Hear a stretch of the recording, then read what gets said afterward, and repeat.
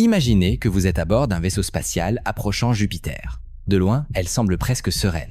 Des bandes tourbillonnantes de crème et d'orange. Cette célèbre tache rouge. Une tempête plus grande que la Terre. C'est magnifique. Mais à mesure que vous vous rapprochez, quelque chose ne va pas. Les alarmes de radiation se mettent à hurler, vos instruments commencent à mal fonctionner. Et puis vous réalisez que vous n'approchez pas une planète, vous approchez un monstre. Jupiter n'est pas le géant doux de notre système solaire. C'est un spectacle d'horreur cosmique caché à la vue de tous. D'ici la fin de cette vidéo, vous comprendrez pourquoi même nos sondes les plus avancées peinent à survivre à ces rencontres. Commençons par ce qu'est réellement Jupiter, car la plupart des gens ne saisissent pas vraiment l'échelle à laquelle nous avons affaire. Jupiter n'est pas seulement grande, elle est d'une masse incompréhensible. Vous pourriez y loger plus de 1300 terres. Sa masse est 2,5 fois supérieure à celle de toutes les autres planètes de notre système solaire réunies. Chaque planète, chaque lune, chaque astéroïde. Jupiter les surpasse tous en masse, 2 fois. Mais voici ce qui rend cela vraiment troublant. Jupiter est presque une étoile ratée. Si elle avait été seulement 80 fois plus massive lors de sa formation, la fusion nucléaire se serait allumée dans son noyau. Nous n'aurions pas une planète. Nous aurions un second soleil, un système binaire. La Terre n'aurait être même jamais pu se former. Au lieu de cela, nous avons obtenu quelque chose de être plus dangereux. Une géante gazeuse, sans surface solide, des pressions écrasantes et un appétit de destruction qui a façonné tout le système solaire. Penchons-nous maintenant sur l'atmosphère de Jupiter. Ce que vous voyez n'est pas de la météo, c'est le chaos à une échelle qui défie l'entendement. La grande tache rouge, à elle seule, fait rage depuis au moins 400 ans, peut être bien plus longtemps. Cette seule tempête est assez grande pour engloutir la Terre entière, avec de la place. Les vitesses du vent à ses bords dépassent les 400 km/h et cela est considéré comme calme selon les normes de Jupiter. Plus profondément dans l'atmosphère, des courants jets traversent la planète à plus de 600 km/h. Ce ne sont pas de douces brises, ce sont des murs de gaz se déplaçant plus vite que la vitesse du son sur Terre. Mais les tempêtes ne sont pas la partie la plus effrayante. Plus vous descendez, pire c'est. Jupiter n'a pas de surface.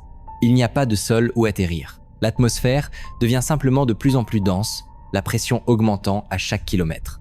À une certaine profondeur, la pression devient si extrême que l'hydrogène, un gaz que nous respirons sur Terre, se transforme en métal liquide, de l'hydrogène métallique liquide. Cela ressemble à de la science-fiction, mais c'est bien réel et c'est responsable de quelque chose de bien plus terrifiant, le champ magnétique de Jupiter. La Terre a aussi un champ magnétique. Il nous protège du rayonnement solaire, dévie les particules chargées et rend la vie possible. Le champ magnétique de Jupiter fonctionne à une échelle entièrement différente. Il est environ 20 000 fois plus puissant que celui de la Terre. Si vous pouviez le voir à l'œil nu depuis la Terre, il vous semblerait plus grand que la pleine Lune. Il s'étend sur des millions de kilomètres dans l'espace, atteignant l'orbite de Saturne, la plus grande structure du système solaire, et il est invisible. Mais voici le piège. Ce champ magnétique ne protège pas, il détruit. Jupiter piège les particules chargées du vent solaire et les accélère à une vitesse proche de celle de la lumière. Ces particules forment des ceintures de radiation si intenses qu'elles tueraient un humain non protégé en quelques minutes. Pas des heures, des minutes. Lorsque la sonde Juno de la NASA est entrée en orbite autour de Jupiter, elle a dû transporter un coffre de radiation en titane juste pour protéger son électronique. Ce coffre pèse 200 kg et même avec cette protection, Juno ne peut faire des passages rapprochés que quelques heures à la fois avant que le rayonnement ne menace de griller ses systèmes. La sonde Galileo, qui a plongé dans l'atmosphère de Jupiter en 2003, a reçu une dose de radiation équivalente à 25 millions de radiographies dentaires avant d'être écrasée et vaporisée. Ce n'est pas une planète paisible et nous n'avons même pas encore discuté de ce que Jupiter fait à tout ce qui l'entoure. Jupiter est une boule de démolition cosmique. Sa gravité est si immense qu'elle a fondamentalement altéré la formation du système solaire. Les scientifiques pensent que Jupiter a migré vers l'intérieur au début de l'histoire du système solaire, dispersant des débris, absorbant des planètes en devenir et empêchant Mars d'atteindre son plein potentiel. Il existe une théorie appelée l'hypothèse du grand virage.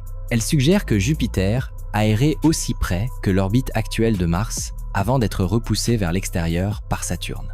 Au cours de cette migration, elle aurait détruit ou éjecté la majeure partie du matériau du système solaire interne. C'est pourquoi la ceinture d'astéroïdes existe. Ce ne sont pas des débris d'une planète détruite, ce sont des débris de planètes qui n'ont jamais eu la chance de se former parce que Jupiter ne les a pas laissés faire. Mais l'influence gravitationnelle de Jupiter n'est pas seulement historique, elle est continue. les comètes, les astéroïdes, les objets errants dérivant dans le système solaire. Jupiter agit comme un aspirateur gravitationnel. Elle les absorbe, les dévie vers le Soleil ou les éjecte entièrement du système solaire. En 1994, nous avons assisté à cela en temps réel. La comète Shoemaker-Levy 9 a été capturée par la gravité de Jupiter et déchirée en 21 fragments. Puis, un par un, ces fragments se sont écrasés dans l'atmosphère de Jupiter à 60 km par seconde. Les impacts ont laissé des cicatrices plus grandes que la Terre. L'énergie libérée équivalait à des millions de bombes nucléaires. Si cette comète avait frappé la Terre à la place, cela aurait été l'extinction. Certains scientifiques soutiennent que Jupiter nous protège de tels impacts. D'autres soulignent que la gravité de Jupiter envoie également des objets vers le système solaire interne, augmentant le risque. La vérité se situe probablement quelque part entre les deux. Jupiter donne et Jupiter reprend. Vous pourriez penser qu'au moins les lunes de Jupiter sont sûres.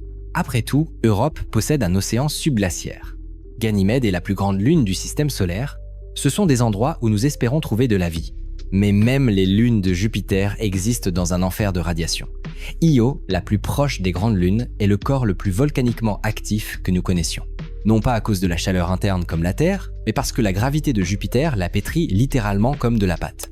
Les forces de marée sont si extrêmes que la surface d'Io est constamment en éruption, se remodelant tous les quelques années. Europe, la lune à l'océan prometteur, orbite à l'intérieur des ceintures de radiation de Jupiter. Le rayonnement à la surface d'Europe est mortel. Tout vaisseau spatial qui y atterrit devra forer à travers des kilomètres de glace juste pour avoir une chance de trouver de l'eau protégée en dessous. Et même alors, l'électronique est soumise à un bombardement constant. Ganymède a son propre champ magnétique. La seule lune du système solaire a en possédé un. Mais même cela n'est pas suffisant pour la protéger entièrement de l'assaut radiatif de Jupiter. Ces lunes ne sont pas des refuges, ce sont des prisonnières piégées en orbite autour d'un monstre. Faisons une pause ici, car je veux que vous saisissiez l'ampleur de la situation. Jupiter n'est pas dangereuse d'une seule manière, elle l'est de toutes les manières, simultanément. La pression écrase, le rayonnement tue, la gravité piège, les tempêtes détruisent, le champ magnétique accélère les particules à des vitesses relativistes. Il n'y a pas d'approche sûre de Jupiter. Il n'y a pas d'orbite sûre autour de Jupiter. Chaque mission que nous y envoyons fonctionne sur du temps emprunté. Et voici la partie que les gens négligent. Jupiter façonne toujours activement le système solaire. Sa gravité influence les orbites des astéroïdes, les trajectoires des comètes, même le léger vacillement du Soleil lui-même. Dans un sens très réel, Jupiter décide toujours ce qui survit et ce qui ne survit pas. Alors pourquoi continuons-nous à y envoyer des sondes? Parce que les aspects terrifiants de Jupiter sont aussi les plus précieux scientifiquement. Cet intérieur d'hydrogène métallique liquide pourrait nous en apprendre beaucoup sur la formation des géantes gazeuses à travers l'univers. L'environnement radiatif de Jupiter est un laboratoire pour comprendre les magnétosphères et la physique des particules chargées. Les lunes, des habitats potentiels pour la vie, si tant est que quelque chose puisse survivre dans l'ombre de Jupiter.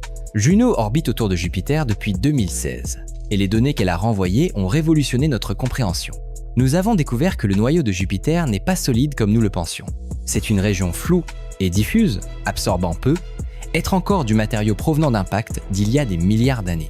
Nous avons appris que la dynamique atmosphérique de Jupiter s'étend bien plus profondément que prévu. Les tempêtes ne sont pas des phénomènes de surface. Elles pénètrent des centaines de kilomètres dans la planète. Et nous avons confirmé que les aurores de Jupiter, les lumières brillantes à ses pôles, sont alimentées par les interactions avec ses lunes. Les volcans d'Io crachent des matériaux dans l'espace, qui sont ionisés et canalisés le long des lignes de champ magnétique, créant des spectacles lumineux qui éclipsent tout ce que l'on voit sur Terre. Mais même avec toutes ces connaissances, Jupiter reste fondamentalement étrangère. Nous ne marcherons jamais sur Jupiter, il n'y a pas de surface sur laquelle marcher. Nous n'établirions jamais de base dans son atmosphère, les pressions et les radiations le rendent impossible. Même l'exploration robotique est limitée. Nos meilleures sondes ne peuvent survivre que quelques années à proximité de Jupiter, et même alors seulement en gérant soigneusement leurs orbites pour minimiser l'exposition aux radiations. Jupiter représente une frontière dure, un endroit que nous pouvons étudier mais jamais véritablement habiter. Un rappel constant que l'univers n'a pas été conçu pour la survie humaine. Voici la réalité la plus sobre. Jupiter est là depuis 4-5 milliards d'années. Elle était là avant l'existence de la vie sur Terre. Elle sera là bien après la disparition de l'humanité. Et pendant tout ce temps, elle n'a jamais cessé d'être violente, jamais cessé d'être mortelle, jamais cessé d'être affamée. Quand vous levez les yeux vers le ciel nocturne et que vous voyez Jupiter comme un point de lumière brillant et stable, vous ne regardez pas un voisin paisible. Vous regardez une tempête qui fait rage depuis avant les dinosaures. une source de radiation qui vous tuerait en quelques minutes. Un puits gravitationnel qui a façonné le destin des mondes. Jupiter n'est pas le roi des planètes parce qu'elle est noble. Elle est le roi parce que rien d'autre n'a survécu assez longtemps pour la défier. J'espère que cela vous a donné une nouvelle perspective sur la géante gazeuse que nous pensions connaître. Le système solaire est bien plus violent qu'il n'y paraît, et Jupiter en est la preuve. Si vous avez apprécié cette vidéo, pensez à vous abonner et je vous dis à la prochaine.